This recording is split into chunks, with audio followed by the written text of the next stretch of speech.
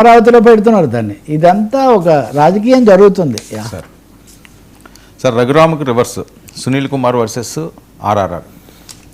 రఘురామ కృష్ణరాజు ఆయన ఇప్పుడు మాజీ ఎంపీ, అప్పుడు వైసీపీ, ఆ సమస్యలు ఆయన కస్టోడియల్ టార్చర్ ఇవన్నీ కూడా జరిగాయి కదా.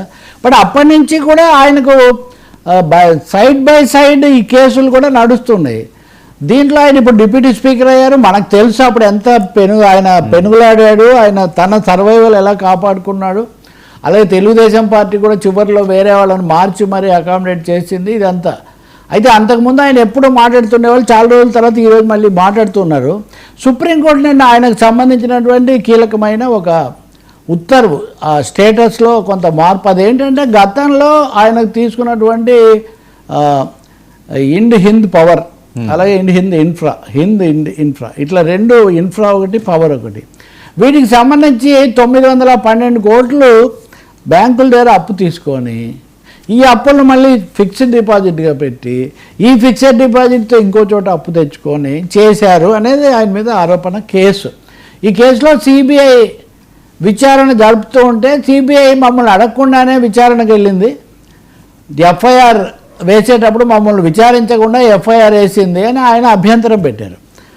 ఒకటి, ఇప్పుడు రామకృష్ణరాజే కాదు, చాలామంది ఎంపీలు, మంత్రులు, ముఖ్యమంత్రులుగా చేసిన వాళ్ళు, లేకపోతే అనేక మంది మీద అనేకం ఉన్నాయి, అందులో ఈయన మీద కూడా ఉంది. అయితే ఆ కేసులో గట్టిగా మాట్లాడారు కదా. ఇప్పుడు ఈయనకు సంబంధించి సుప్రీంకోర్టు గతంలో తెలంగాణ హైకోర్టు మొదట స్టే ఇచ్చింది, ఎన్ఫోర్స్మెంట్ డైరెక్టరేట్ ప్రొసీడ్ అవ్వకుండా. ఆ తర్వాత స్టేను వాళ్ళు వెకేట్ చేశారు. స్టేను వెకేట్ చేస్తే రాజుగారు సుప్రీంకోర్టుకి వెళ్ళారు. అంతకుముందు ఇచ్చి వెకేట్ చేశారు. నెక్స్ట్ అంటే సుప్రీంకోర్టు మళ్ళీ తాత్కాలిక స్టే ఇచ్చింది. ఇది 2022లో జరిగింది. అప్పటి నుంచి అది కొనసాగుతుంది. నిన్న విచారణ తర్వాత సుప్రీంకోర్టు, అందులోనూ సాక్షాత్తు సిజే సూర్యకాంత్ ధర్మాసనం ఆ స్టే ఎత్తేసింది. ఎఫ్ఐఆర్ దశలో మీకు చెప్పాల్సిన అవసరం ఏం లేదు, మీరు ఏమైనా చెప్పాల్సి ఉంటే కేసుకు సంబంధించి మీరు విచారణ క్రమంలో చెప్పుకోండి అని. ఇప్పుడు సిబిఐ దర్యాప్తు జరపడానికి పూర్తిగా రంగం సిద్ధమైంది.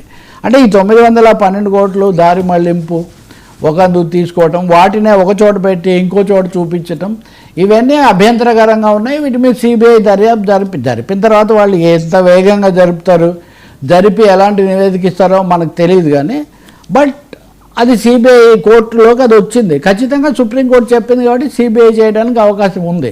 అందులో సిబిఐ పాత్ర మనకు తెలుసు ఈ రోజుల్లో. అందులో సాక్షాత్ అమిత్ షా హోంమంత్రి, ఆయనకు తనకున్న చనువు, బొమ్మలు ఇవన్నీ మనం చూస్తూ వచ్చాము. కాబట్టి వైసీపీ వాళ్ళనండి, వాళ్ళ మీడియానండి, రఘురామకృష్ణరాజుకు షాక్ ఇదంతా ఉంది. ఇతరులు కూడా ఇస్తున్నారు. ఒక ఫ్యాక్ట్ కదా అది.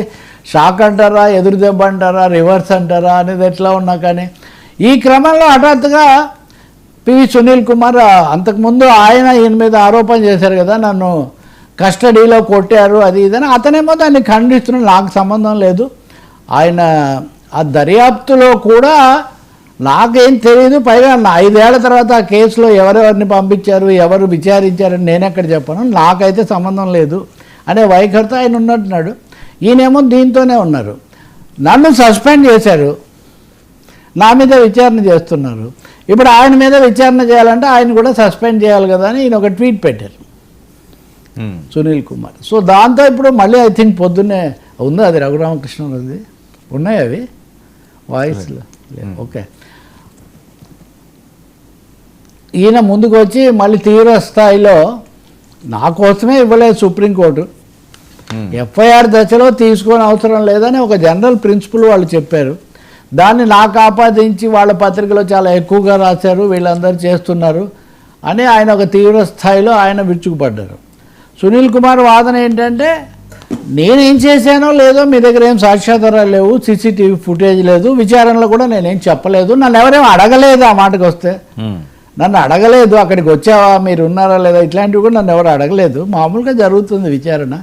మీరు తీసుకునేది స్పెసిఫిక్గా ఉంది, ఉత్తర్వులు ఉన్నాయి, దానికి సంబంధించిన పత్రాలు ఉన్నాయి, వాటి ఆధారంగా మీ మీద విచారణ జరుగుతుంది. దానికి దీనికి సంబంధం ఏంటని మొత్తానికి ఇది మళ్ళీ ఒక 3 ఏళ్ల తర్వాత ఇది సునీల్ కుమార్ వర్సెస్ రఘురామకృష్ణరాజు అఫైర్ లాగా మారింది. నేను అనుకుంటా ఈయన కూడా ఏమీ తగ్గే రకం కాదు కాబట్టి ఇది బహుశా రాబోయే రోజుల్లో ఇంకా తీవ్రం కావచ్చు. ఒకటి మాత్రం నిజం, రఘురామకృష్ణరాజు మీద సుప్రీంకోర్టు ఇచ్చిన విషయాన్ని అన్ని మీడియాలు జాతీయ స్థాయి నుంచి రాష్ట్రం వరకు కూడా గుర్తించాయి. కొంతమంది తక్కువ, కొంతమంది ఎక్కువ ఇవ్వచ్చు, కానీ పైగా ఈయన ఒకరిదే సమస్య కాదు.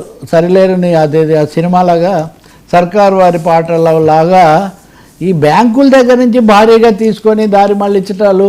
అయితే ఆయన వాదన ఒకటి ఉంది, ఒకసారి అన్నారు తనే నాతో, ఇది జయలలిత ప్రభుత్వం అప్పుడు ఏదో చేయడం వల్ల, వాళ్ళు చెప్పింది వాళ్ళు తీసుకోకపోవడం వల్ల, లేదా పక్కదో పట్టడం వల్ల కేసు వచ్చింది కాబట్టి నాదేం లేదు. బట్ అవన్నీ ఆయన కోర్టులో చెప్పాల్సిందే.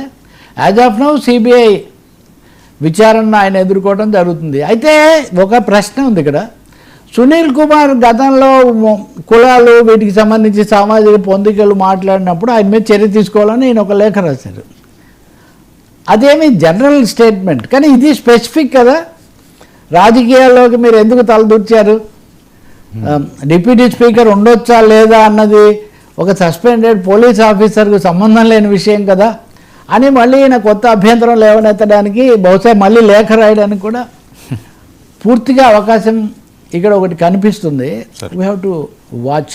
కానీ ఎదురు దెబ్బ ఇది తప్పకుండా రాజు గారికి, ఇది ప్రస్తుతానికి ఎదురు దెబ్బ కిందే లెక్క. మళ్ళీ కోర్టుకు వెళ్తారు, ఇంకా అందులో పెద్ద ఇదేముంది. కానీ సుప్రీంకోర్టు చెప్పింది కదా, ప్రాసెస్లో ఆయన ఏమైనా అభ్యంతరాలు చెప్పొచ్చు, కానీ in principle you have to abide. Supreme court is highest court of the land కాబట్టి. కానీ విచారణ జరిపిన తర్వాత అప్పుడు చేయొచ్చు.